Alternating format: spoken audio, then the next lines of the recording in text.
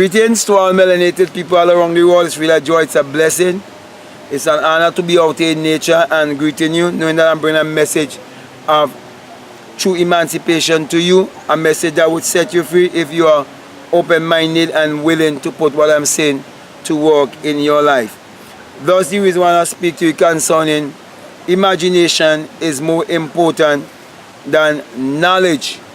And the reason why I'm bringing this message to you is because most of our people have been bound in education, and when you look more deeper into what education have done to our people, it has basically shaped them to have an employee mentality. And so because of the employee mentality, many are still under mental slavery, and many still believe that they are in mediocrity and they never come to discover their higher self. Also because many of us were brainwashed from a very young age to believe in a God or power outside of ourselves, it is very much disempowering. So while they are miseducating you in school, they are also disempowering you in terms of believing in your God self or believing in your creative self. And so they are removing you from the power of imagination and have you to believe in education. When the book has to be first imagined, the pen has to be first imagined, the pencil have to be first imagined, and all the tools that they're using in school have to be first imagined. Therefore, imagination is what creates reality.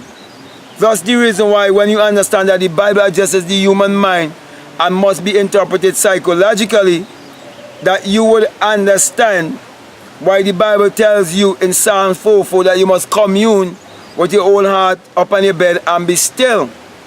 And why Matthew 6:6 tells you that you must go into your closet, which is a secret place of meditation, and close the door, which is closing your eyes, and see things through your mind's eye. See things through the eye of imagination. See things through the eye of the invisible, so you can make it visible.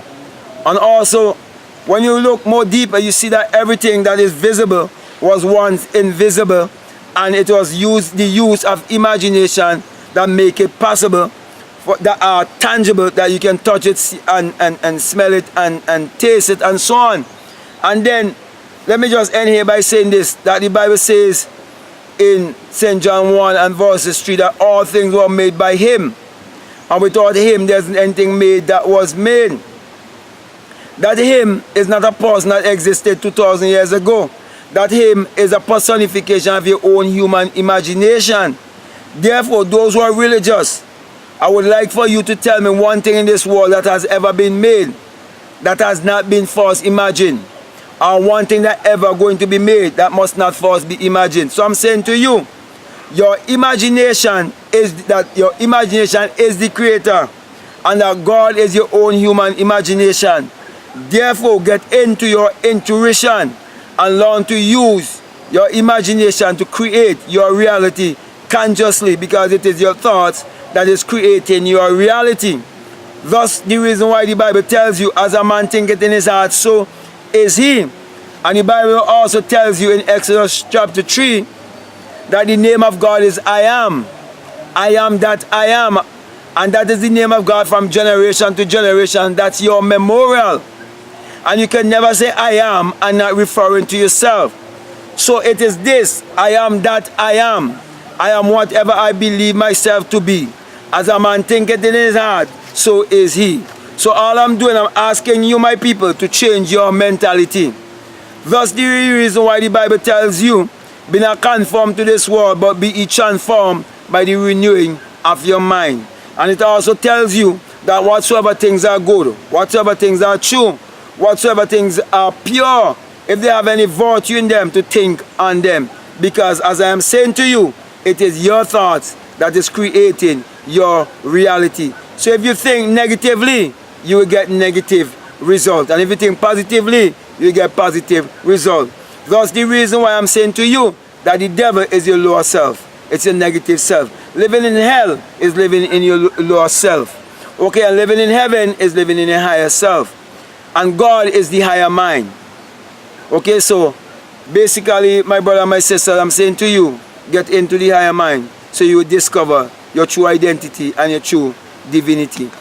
So with that being said, I believe I got my message across to you, and I encourage you to continue to support this work by supporting our ebooks. And now I have a book also in hard copy. My first book in hard copy is The Black Mystic from Ethiopia, Never Gathered Mentor, and I'm encouraging every melanated person, every black person, okay, to get that book and to read that book and to break out of the curse of mental slavery by understanding what has come to us to wake us up in this time and this age that we are living in. So you can check the link below down in the description where you see my books there, okay, and support this great work. Also, for those who have been supporting us on Patreon, I want to thank you very much. And for those of you who haven't done so, Alice just run on me. You know, yes, for those of you who haven't done so, I'm encouraging you to do so also. Now I want to give you the sign of Matthew 6:22, where it says, if your eye be single, your whole body will be full of light. And I'm saying to you, my brother, my sister, when you have that experience, you will experience the rising of the S-U-N in a S-O-N. And you will come to realize it's the dawning of a new day. And that without the sun, there is no life and there is no light. And without the human imagination, there isn't anything made that was made. And that the sun parallels the human imagination. And the human imagination parallels the sun. And that the human imagination what creates all reality. And that's the creator in you and me. And we are the people of the sun. Therefore, let us use our mind power to achieve our every desire. With that being said, I want to say peace, love you. I'm out.